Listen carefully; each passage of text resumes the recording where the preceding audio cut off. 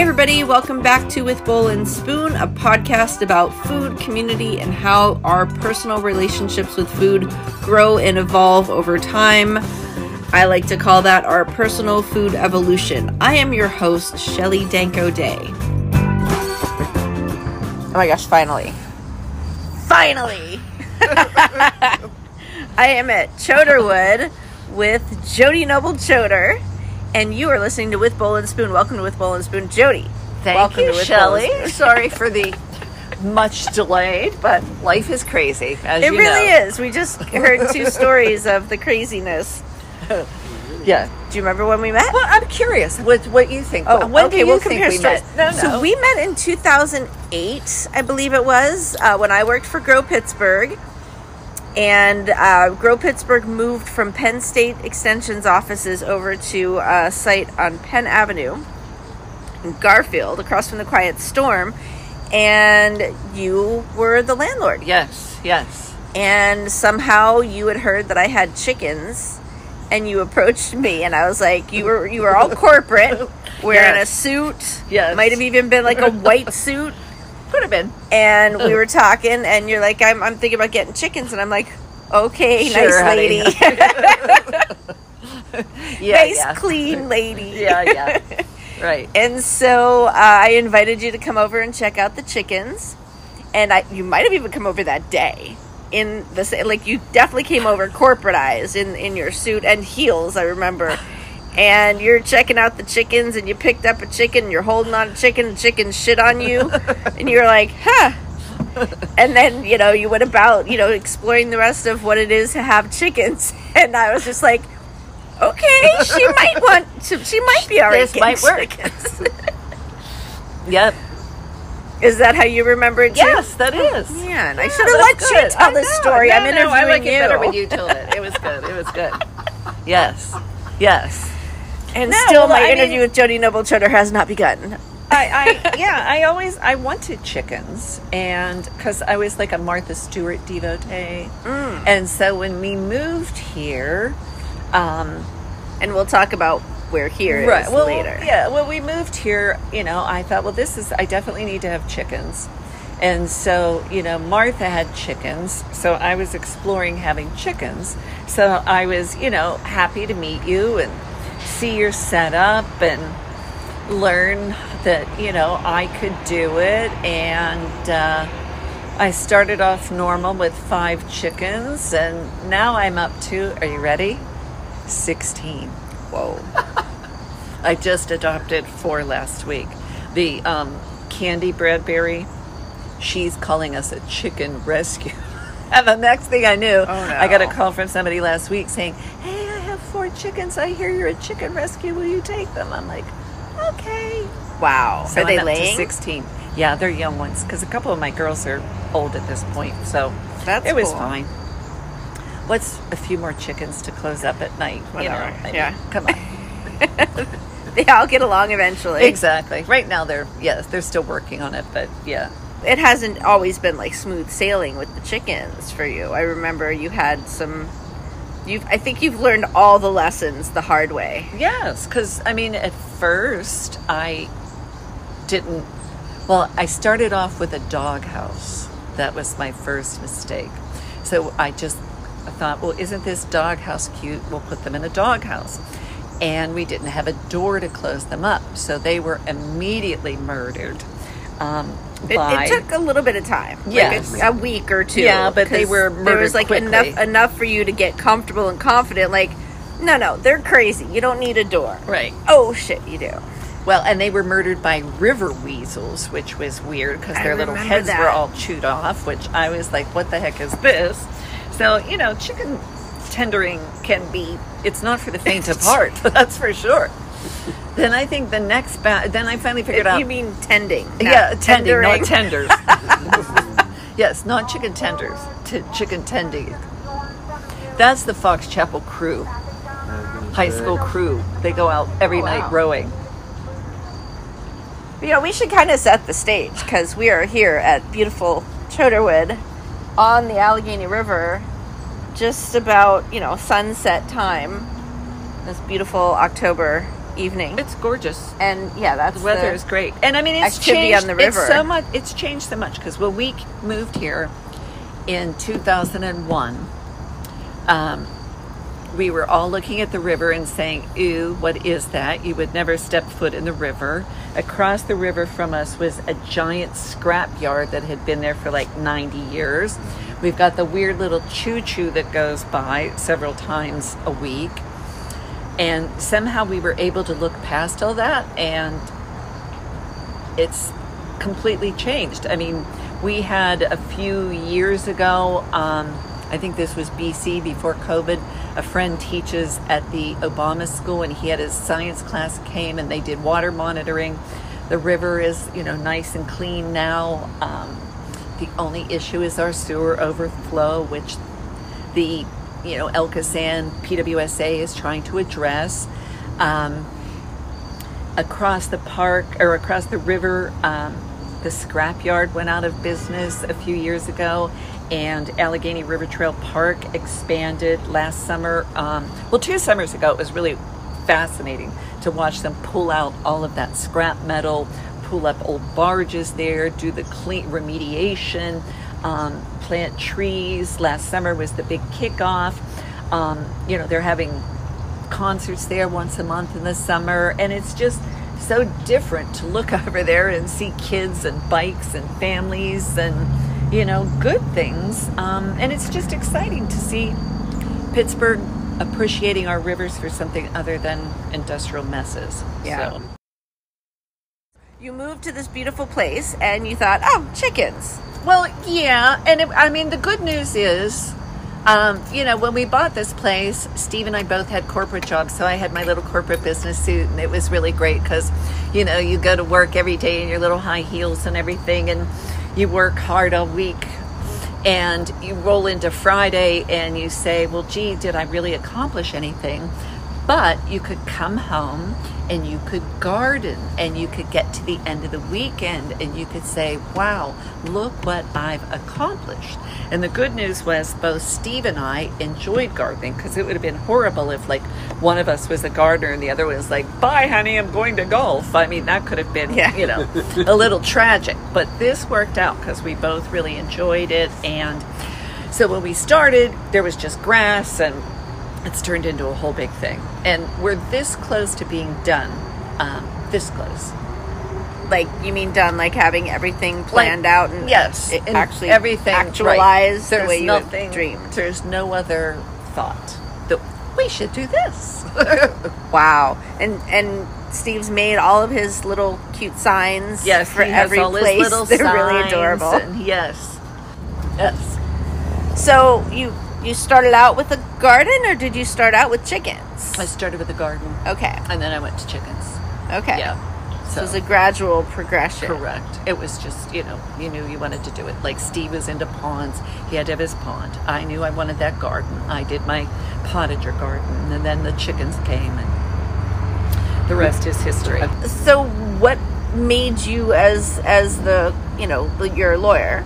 You're always a lawyer. I'm a recovering lawyer. And so before you lived here and had all this space to do the garden, did you have another house where you had a garden? Well, we were living up in Point Breeze, and I guess I always liked gardening. We were living in Point Breeze, had your typical little, small yard.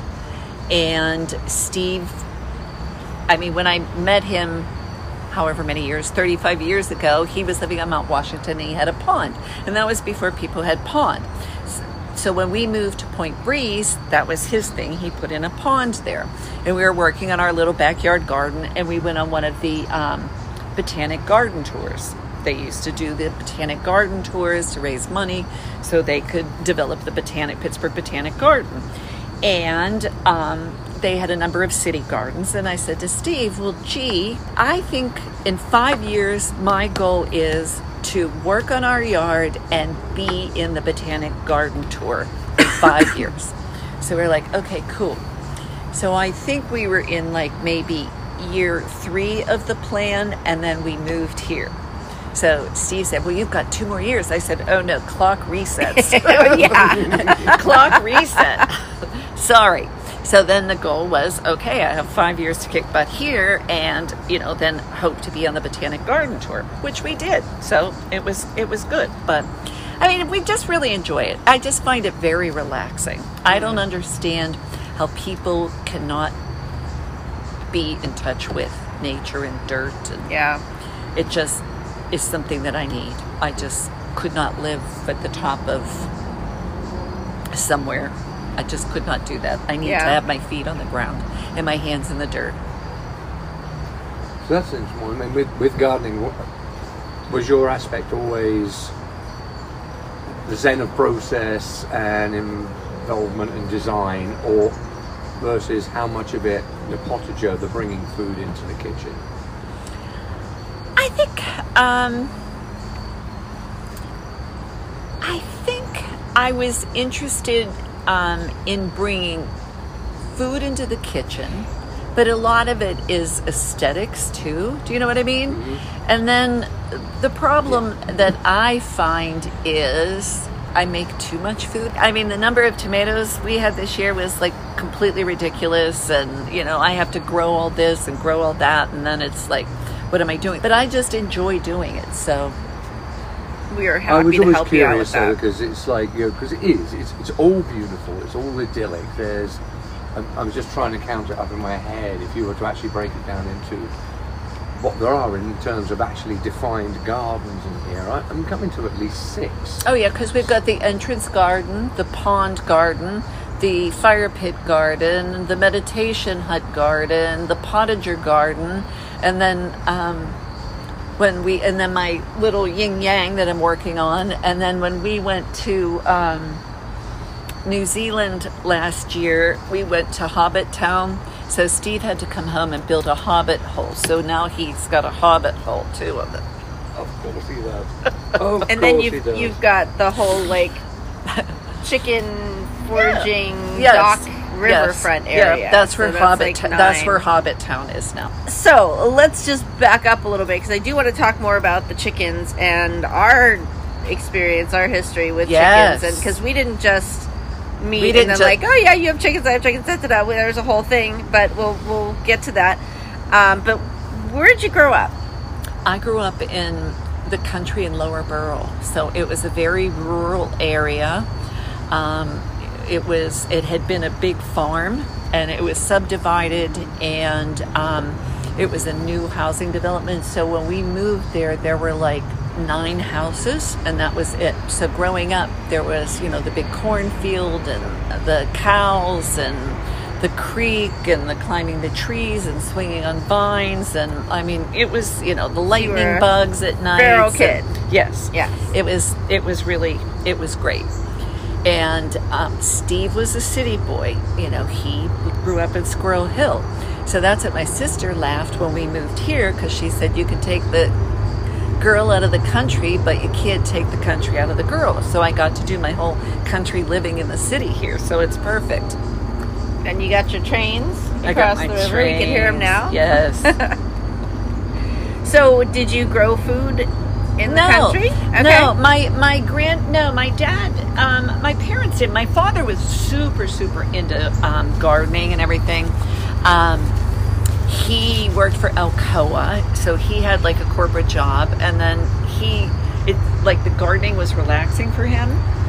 And then my grandfather, my mother's father, he grew a lot of tomatoes, so he was like into the tomato thing. And then my father's Uncle Frank, he also was into, backyard gardening kind of stuff. So I think that's where I got the bite from Papap and Uncle Frank.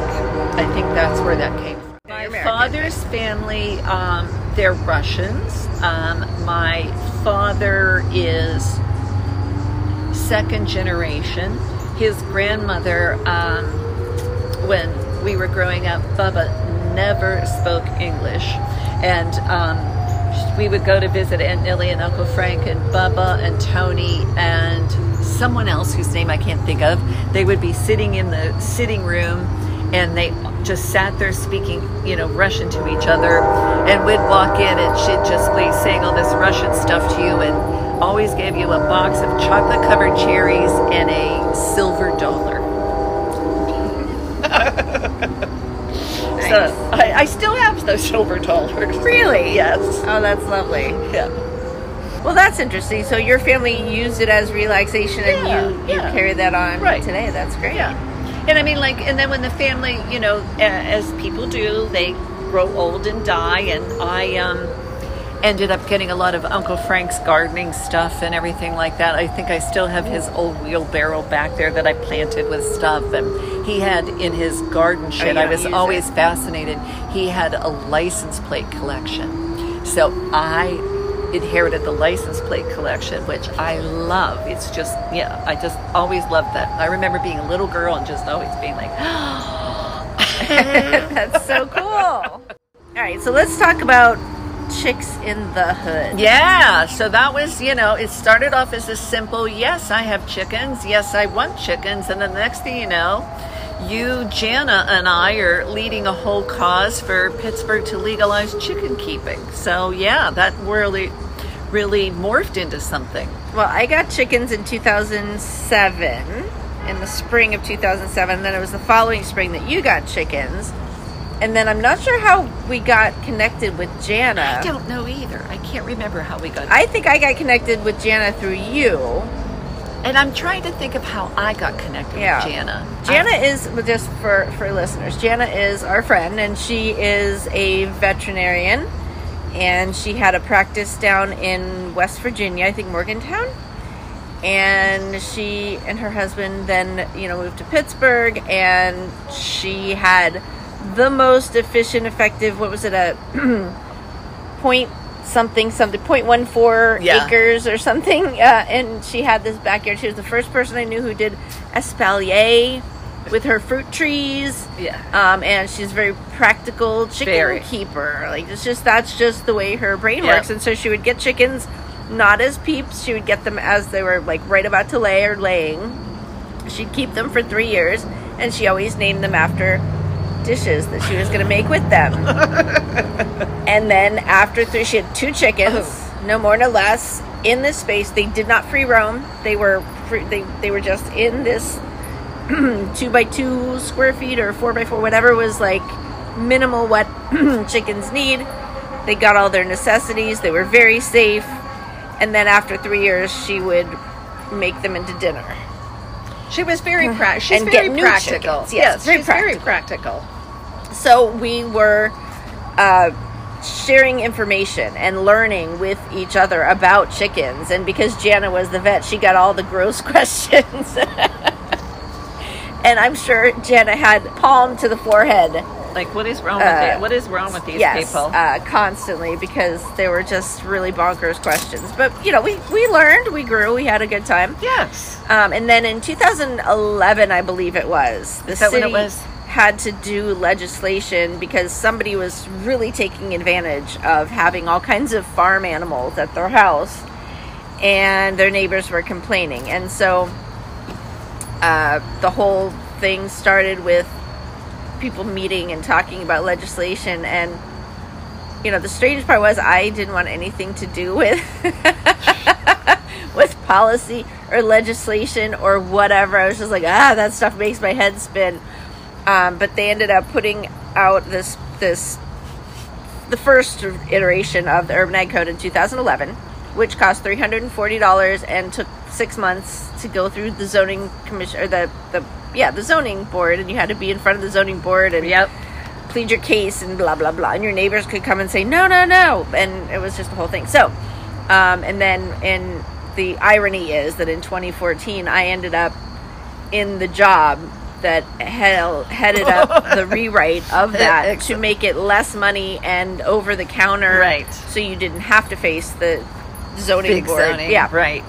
So crazy. But what we realized is, like, there were people who wanted to know about it, and so it was. I don't know how. Talk about how you got the idea to do the. I can't even remember. I mean, we did the Chicks in the Hood. Yeah, urban coop tour. Somehow we decided we were going to do these chicken coop tours. I think that was when we were working up to educating people about how you could have backyard chickens in the city, and it wasn't People were concerned about things like rodents and noise, and it was a way to and it was a way show for people us how it was good. to show that Yeah. it was possible, and it wasn't going to adversely impact the neighbors or anything like that. So we put together the chicken coop tour, and also we wanted to see each other's and we coops. wanted to, and right, we were like, it was let's see if anybody else right. wants to do this. We could raise funds towards and I think the first cops. year we might have had like 10 or more. It was You mean coops? 10 or more coops? super popular. I mean, we had so many people. It was totally crazy. I remember Larry Ripple took a really great photo on that day. Yep. That was really fun. And we were really worried because at that point none of us were legal. All the chicken coops on the tour were under the ground illegal chickens, breaking on any kind of city regulations that we could. And I remember, laws, I remember standing there, and there was this guy, and he had like this little notebook, and he's writing stuff down, and I thought, oh shoot, here we go. So after I did my spiel about, here's chickens, and here's what to do, and da da da da da, and the crowd started to disperse, I said to him, so hey, hi, who are you? And it turned out I was with the Wall Street Journal. So he ended up writing a big article that ended up on the front page of the Wall Street Journal featuring me, a corporate lawyer. And it was like a big win. When you're a corporate lawyer and you're on the front page of the Wall Street Journal, it's usually because you're being indicted. It was because I had chickens. I got a call from the board chair's secretary. Mr. Chapman would like to speak to you. Is this you that's on the front page? I'm like, yeah, that's me. That's awesome. Yeah. So, yeah, it was pretty cool. Yeah, but I mean, that was really important. I think it was really important to getting the city on our side and recognizing that, urban agriculture was a good thing, and, it was helpful to people. And I mean, it really became a big movement. It was great. It was that first year was really amazing. It was that 2009. Yes, that we did that, and it was I want to say it was near Father's Day. Yes, around Father's Day, because we did a whole thing like get your dad, show your dad some chicks. Yeah, for I forgot Day. that. Yeah, but we had like you said, maybe like 8 or 10 coops in 3 different sections of the city. We clustered them right to make it easy for people, and so it wasn't that many. But we had over 400 people it was come crazy. through each of our houses. Which showed you how interested people were. We met here at Choderwood afterwards, just sort of like we did a potluck, and we were debriefing, and we were like, just oh like, my God, can what you the believe it? fuck? We were just exhausted, and like we had been talking constantly from 9 a.m. until 3 p.m. Just talk. I remember because people were just asking the same questions over and over and over again. I remember too, because I wasn't even supposed to be a part of it, and you kept vanishing. So there were people. We were both talking to people. I know. There were pictures, crazy. Brett. I was there. I was just with other people. It was bonkers. Yeah, it was bonkers. And so we did that. How many years did we do that coop I think we tour? did it like 10 years, believe it or not. It was fantastic, and we ended up raising money for organizations. Just Grow Harvest, Pittsburgh, the food bank. I think we did Grow Pittsburgh. I mean, we were raising some decent money for those organizations too. So it was good. It was Jody a lot of fun. patting her dog. Yes. You hear that weird noise. I'm always like, don't bang on the table when we're recording. No, but it's just I forgot to say, don't bang on your dog. Fire sirens across so the much, river, and I mean, that's going to be an interesting playback. the train, and so that was really cool. It was cool. We've done some other together and you on your own, but I remember the first time we were in the strip with chickens was it an open streets thing? That was like one of the first open streets. Yes. Yeah, it was one of the first open streets, and I was like, hey, can I bring some chickens? They're like, sure. But chicken we leashes? went and we bought leashes. Yes. For our I chickens. forgot Yes, that, I remember you We and I had went to the chickens on pet leashes, store to hunt chicken leashes, and we're like, we think these will work. And they do. Yeah, and we were big hits. Yeah, everybody That was loved that. really Everybody's fun. like, what the heck? Yes, it's nothing. Just walking my chicken on a leash. Oh, yeah, that got in the papers too. Yes, that was a lot of fun. course. That was super fun.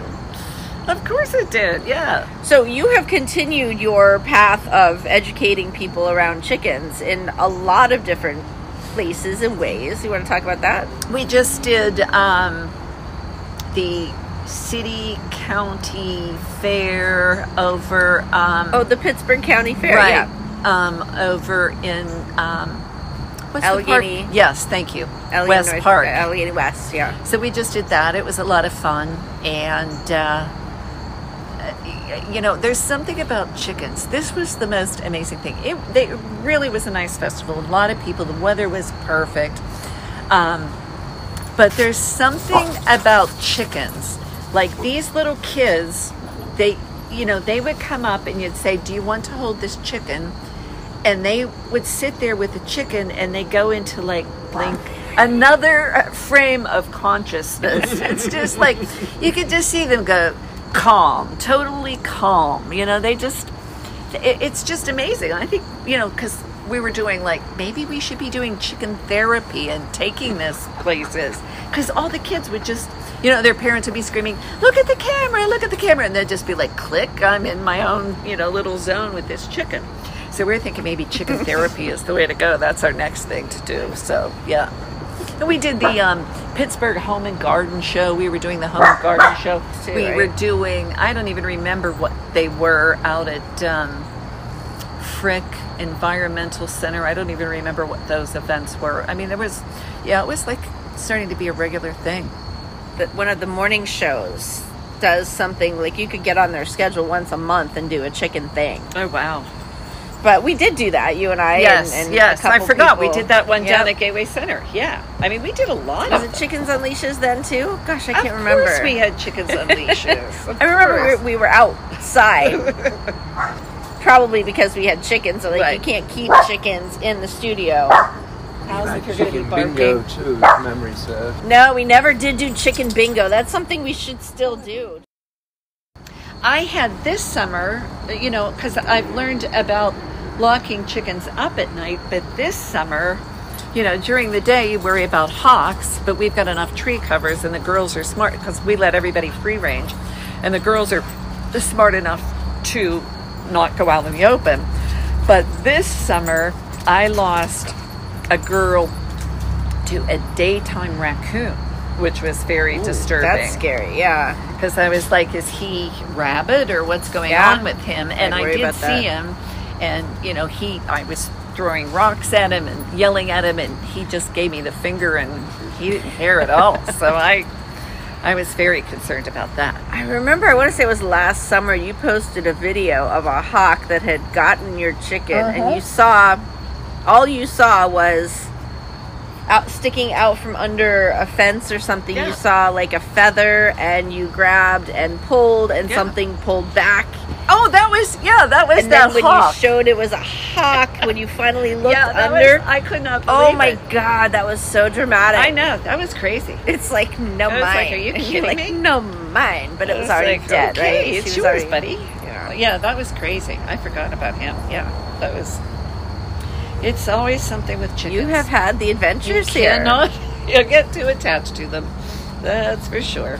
Yeah. If you come back in your next life as a chicken, you've been really have a lot of karma to work off, because something wants to kill you and eat you. So what is next for you, crazy chicken lady? I'm cutting back on how many vegetables and stuff I'm growing, because I just was growing too much stuff. So I've started doing more flowers back there. That's the thing, though, when you plant stuff and then trying to keep up with it. When you definitely plant more than you need, and you definitely have more eggs than you could use, and you're not interested in selling either of your products, but what do you do? Right. Well, you know what? It's funny because I have my little free library up on Penn Avenue. Mm-hmm. So I in the spring out doing your garden shopping, plant shopping, and there was ghost pepper plants. And I thought, I've got to get ghost peppers. I don't really like hot peppers. So I grew these ghost peppers, and I got a lot of ghost peppers. So I thought, what the heck am I going to do with these ghost peppers? So I put them in a little bag, and I wrote ghost peppers on them, warning, very hot, and I put them in my little free library. And I put stuff in my little free library all the time, and it goes like that. Those ghost peppers sat there for over a week. Oh shit! And nobody took them. I remember you used to trade at Salt's. You would trade eggs to Chad, the chef over there. Was it Chad? Oh yeah, the guy who owns Millie's now. Yeah. And he was, I forgot about that. You used to trade him eggs for cocktails? Right. I forgot about like that. duck eggs, the big one? This year was a weird garden year for me because my mom died unexpectedly in January. And my mom was, she would have been 94 in February. And somehow this has really been a wake-up call to me about aging and time, and I just was really busy with dismantling our family home, and I just didn't focus as much on my garden this year. And then now I was upset with myself because I didn't focus enough on my garden this year, and time is limited, and how many more years of this gardening am I going to be able to do? And so it's just been a whole weird psychological gardening thing. But that's the thing I think about gardening, is it really teaches you the value of time. And it's kind of like, oh shoot, I made a mistake this year on that, and I'm not going to do that next year, and this next year it's going to be different. And with my mom passing, I'm like, well, how many next years are there going to be? So it's just been a really weird gardening year for me this year. It really has been. And that's before you even get to how weird the actual gardens have been for everybody.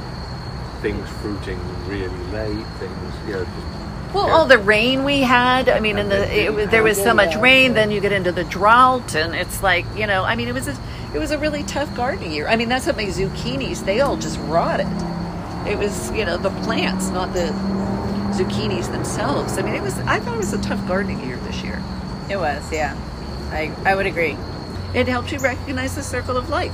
Doug Oster came earlier this year to interview me, and that was one of the questions he asked me. He said, well, what do you want your gardening legacy to be? And I was like, what?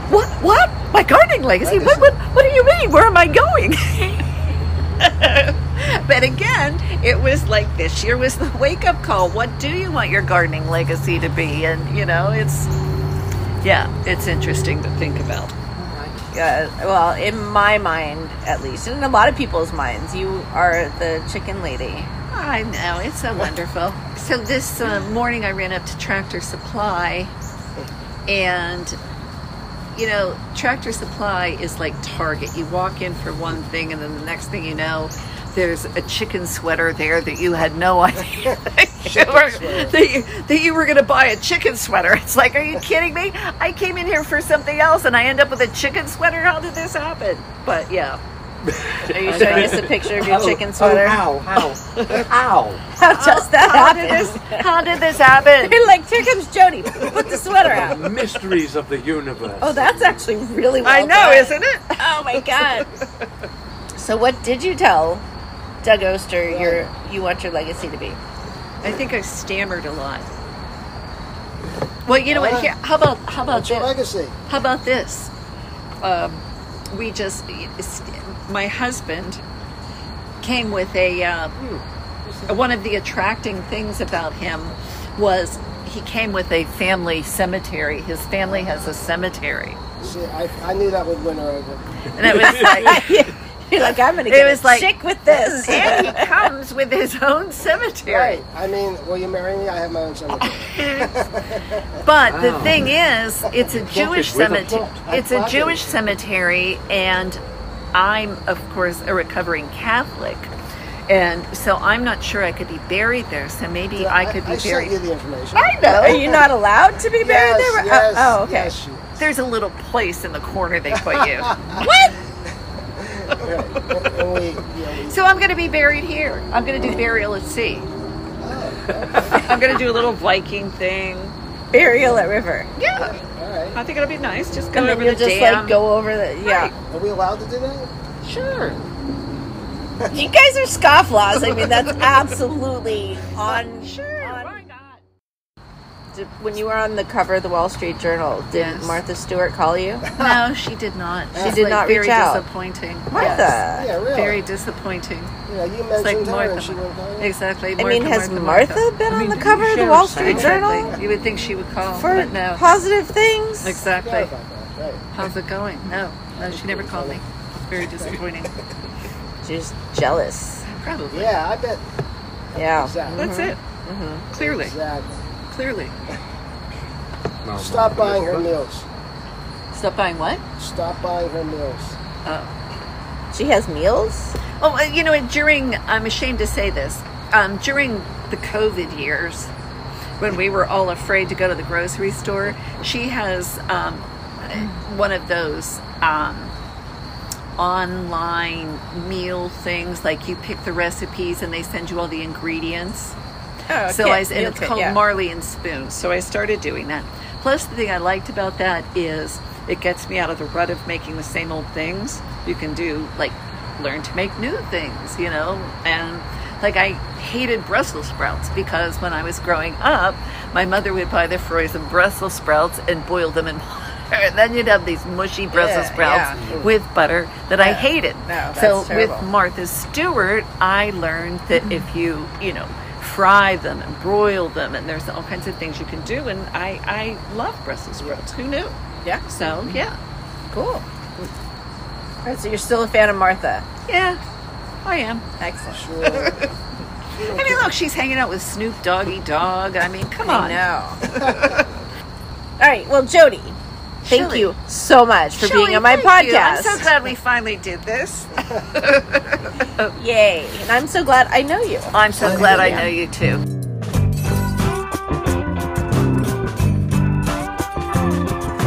Everyone knows that food is cool. No secret.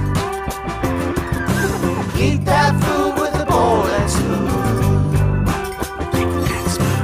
Everyone knows that food is cool. No secret.